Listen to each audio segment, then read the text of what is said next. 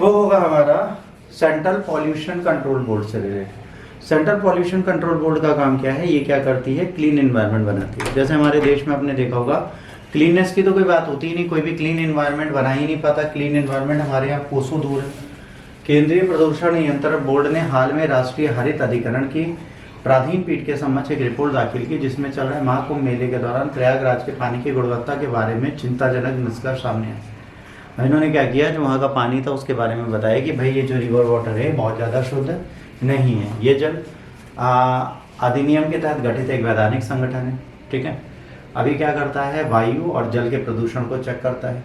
जल प्रदूषण की रोकथाम नियंत्रण उपशमन द्वारा विभिन्न राज्यों में नदियों कुओं की स्वच्छता करता है। देश में वायु की गुणवत्ता को सुधारता है। ये वायु और जल प्रदूषण के नियंत्रण और उपशमन से संबंधित मामलों में केंद्र सरकार को सलाह देता है।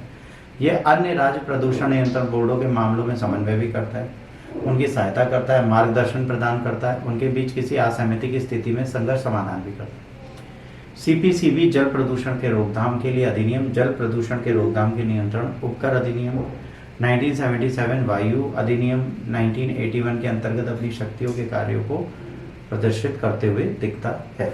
तो अब इसने हमें बताया कि भाई पानी वहाँ का पीने लायक नहीं था। किसी भी पर्यावरण मानकों के विकास संशोधन व्यापक औद्योगिक दस्तावेज का प्रयोग करता है।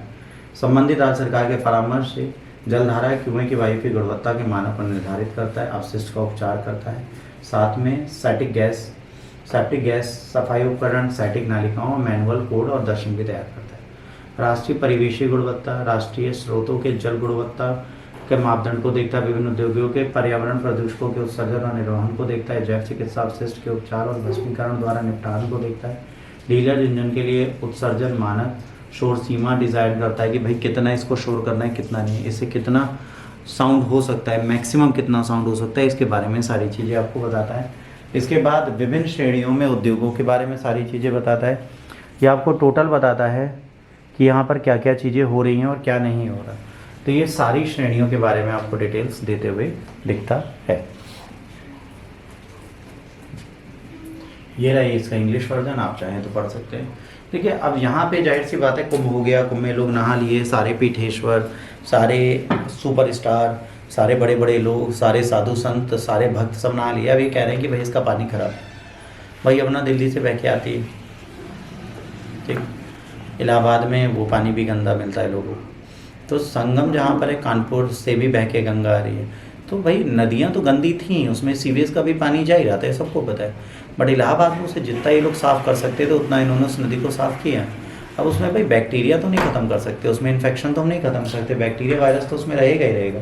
इसको ख़त्म करना हमारे लिए पॉसिबल नहीं है, वो तो वहाँ रहेगा ही रहेगा। बट उसको नहीं ख़त्म कर सकते वो बात अलग है, बट क्या उसको हम प्रयोग नहीं कर सकते, ये बात अलग है।